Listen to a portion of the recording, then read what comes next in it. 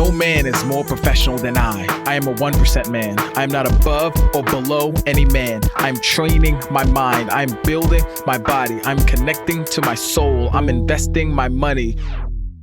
Welcome to the 1% Man Podcast. Let's go.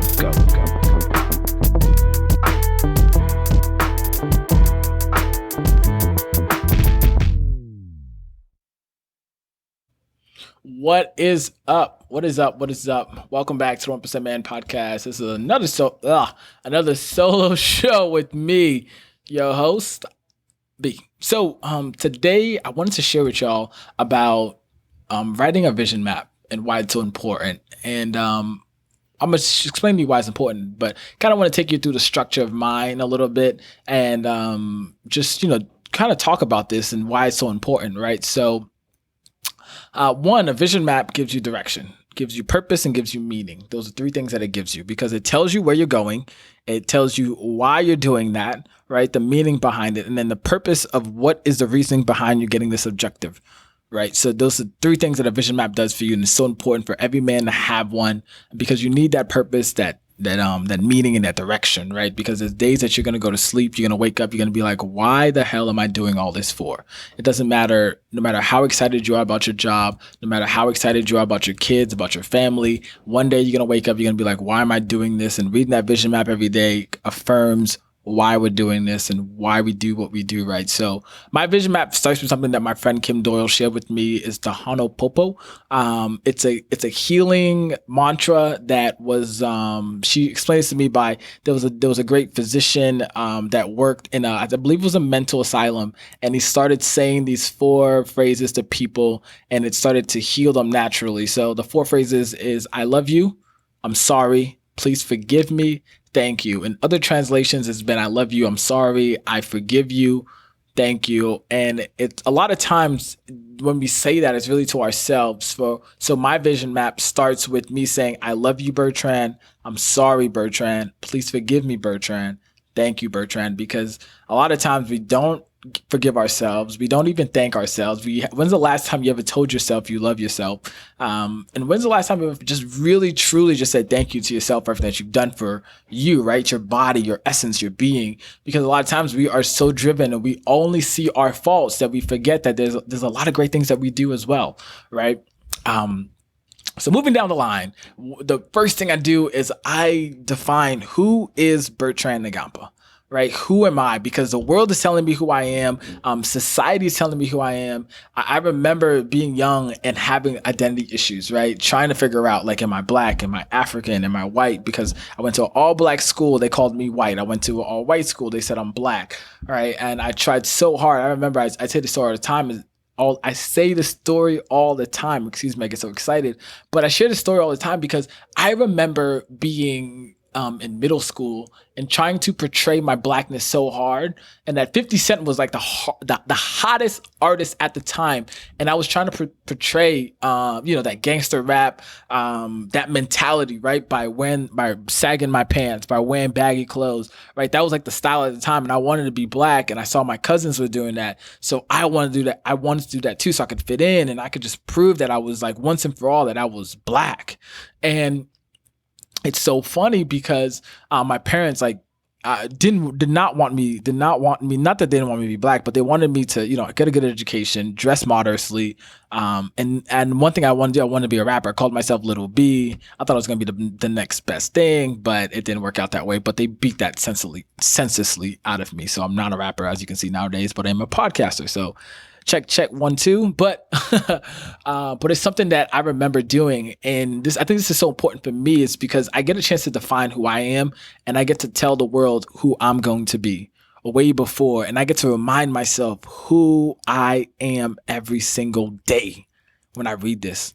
Right. And even right now, I'm going through a revision about identifying who I want to be and who is really this Bertrand Harmon Ngampa. Who is this character? Who is this person? Who is this spiritual being and this physical body? And you get to define that for yourself. And this is so important because when you do this, no one else can tell you who you are. And once you know who you are, truly master yourself, the world is limitless. Now, moving up from there, I go and define my character traits that I want to be known for. So me is I am a fear of God. right? I fear no man but God, a man of value, respectful of God, man of knowledge and wisdom, happy, open-minded, passionate, discerning, powerful, leader, disciplined, relentless, down to earth, cheerful giver. I do those because one thing is I want to know like what are those I think it's called ethos, those character traits that people are going to know me for, right? So that's that kind of like aura that you give off, like that powerful, that passionate, that open-mindedness, right? So remember, those are things that I really want to be known for, those character traits. I go on and I define my identity again. Now, this identity is different from who I am because this identity defines the type of body type and style that I really want. I learned this from Corey Gladwell as well, and I love that he had this on his vision board. And I really took that, and he explained to me, it's that, what do you want to dress like? What do you want to have your hair cut like? Accessories, body type, grooming. It's so important because this gives you a visual representation of what you want. And when you close your eyes and you visualize the life that you really want, there's a great book by Psycho-Cybernetics, and I think every man should read this book, Psycho-Cybernetics, as well. And we did it even for our giveaway. We give away that book because this book really is the first self-help book that really talks about visualization and the power of it and why it's so important. And the doctor on there, Dr. Waltz, he talks about how people after surgery, because he was a cosmetic surgery, so a cosmetic surgeon. So after surgery, people would still see the remnants of their old face, right? They'll see the scars or the blemish of like what they used to look like. And this is so great because what he said was, people function in their self-identity. So how they view themselves is how they're going to function and behave. So if I view myself in a certain light and I see myself in a certain light, then I'm going to function in that certain light. So this is why I make sure that I have all this stuff down packed, right? And this is what the identity piece helps me to visualize, what I want to look like, who I want to be, and what I'm working towards as well. And with that being said, I also have different things I want to be known for. This is a more external identity, right? I want to be a writer, a VIP contributor for Forbes. I want to be a VIP contributor for Entrepreneur. So it's like the highest level. I also want to be sharp and intelligent, like Reginald Lewis. I have a picture of him. I have a group of friends that are, really diverse, but I really want a group of men that are successful and experts in their own field, men that have great wealth, values as well. I want to be a 7-time New York Times bestseller. When I do my consulting gigs, I want people to really hang on each word I say. So I have pictures that represent that as well. I have how much money I want to have in my bank accounts as well.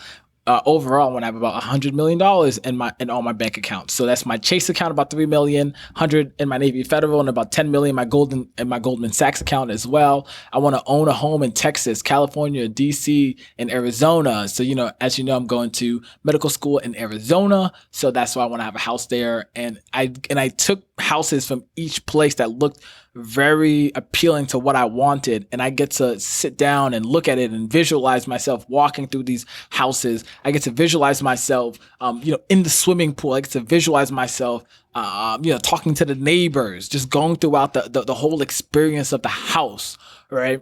And then I'll talk about even the credit score I want to have. So this is such, now the next section right here, it's so great. I love this section. I might even just copy and paste it onto the show notes below, is that I define the type of wife that I want. I changed this to partner before, but I think wife is better because this is something that I think you guys know is near dear on my heart. I want to get married, want to have, wife, kids, the whole nine, a partner in crime, all that. But I get to really define the type of partner that I want. And aesthetics, her goals, her dreams and stuff like that, that's all great. But the next thing that I really do that I think is more important is, after you define everything that you want and you're looking for in a wife, as a man, define the attributes that you want. So those are her character traits, right? Things that I'm looking for. Then I even define physical traits because, hey, I'll tell you this flat out, and call me shallow or whatever. I don't even care. I want a wife that's good looking. I do not want a wife that's that just has a great personality. All right. Personality is all good and all. I get that, but I want to know that you're good looking because I have to turn around and look at you for the rest of my life. Don't date me because I have great personality. That's just like, I get it, right? There's other things that I want too, but the first thing is really important to me. Got to be fit, thick, and like just has to look good. That's the first thing before I talk to any woman. I'm a man, visual creature, lust, whatever you want to call it. But hey, I'm completely transparent with this one. Now, this is the great question that I answer after I identify like what I'm really looking for and physically and value wise, right?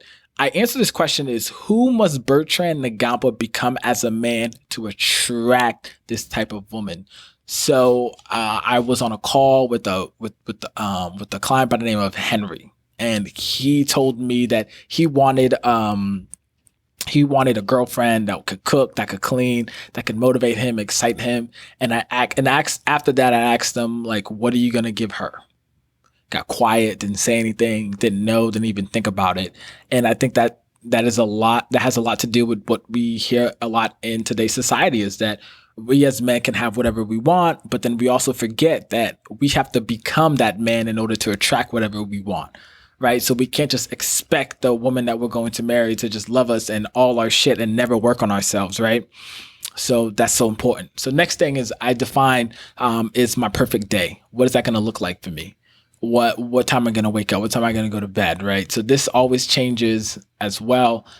Rules that I'm going to live by and principles. So these two, I love this because I learned this from Kristen Taylor at Traffic and Funnels, right? So process.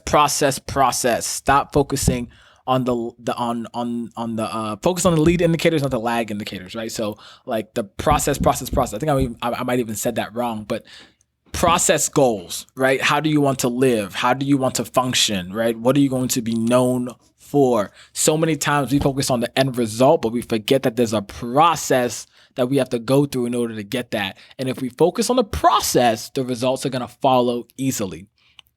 So I added this as well, is a desire of my heart and accomplishment list, right? So these are things that I want to do, whether it's 10 years from now, 1 year from now, but it's a running list of things that I want to accomplish throughout my life, right? Like I want to be married. I want to be a contributor for Entrepreneur for Forbes. I want to have a child with my wife. I want to owe $0 to any company. I want to have a 7+7 credit score. I want to save $25,000 already. I want to save $10,000. You know, I want to have a scholarship fund that helps 10 children go to school for all 4 years. I want to be consumer debt free. I am Dr. Bertrand Ngampa, right? I've written 4 books. I've actually accomplished that. I need to take that off. I've done therapy for a whole year. So there's things that I want to do that I just write down everything that I want to accomplish, right? Nonprofit, clothing line, everything. Because yet again, if you don't know what you're working towards, that direction, that meaning, that purpose, your life is just like, and especially when you attach meaning and purpose and direction to a big goal,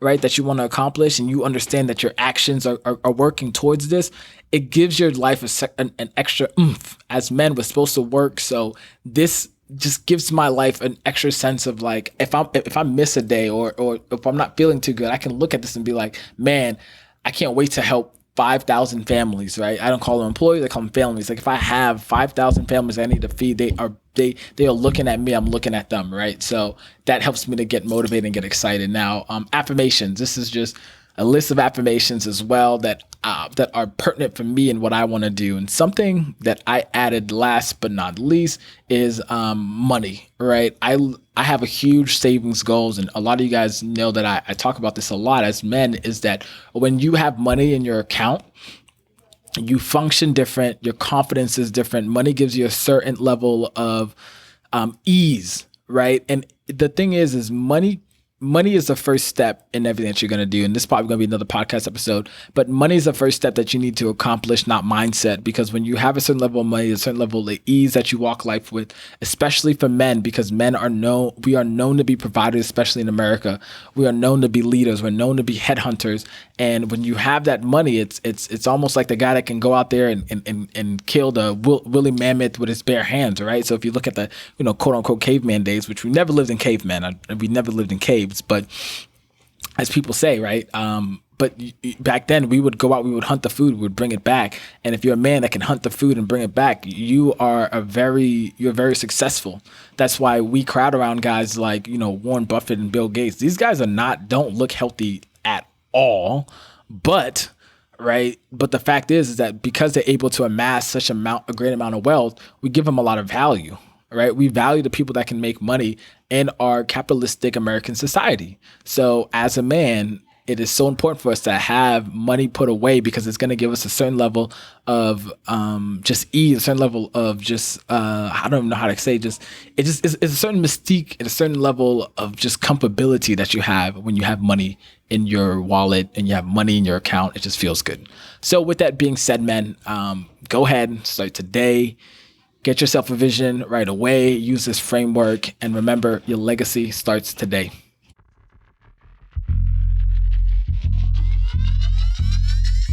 Thank you, my friend, for tuning into today's episode. This means so much to us over here at the 1% Man community. Now, we want to extend a hand of gratitude to you. So I have a free gift for you. All you have to do is go to www.the1percentman.com/podcast gift. This is an exclusive gift for listeners that tune into our podcast. So go over there, get that free gift as well. And now I have 2 simple acts of you. 1, hit that subscribe button and leave us a comment and a 5-star review, because that helps us to see what you love about the podcast, and that helps us to bolster up in the rankings so more people can find us and listen to this pertinent information that we have for men of today's age. Last but not least, I want you to go back and listen to this podcast. Find just one thing that you can implement in your life today so you can move forward. Remember, progress over perfection. And till next time, my friend, your legacy starts today.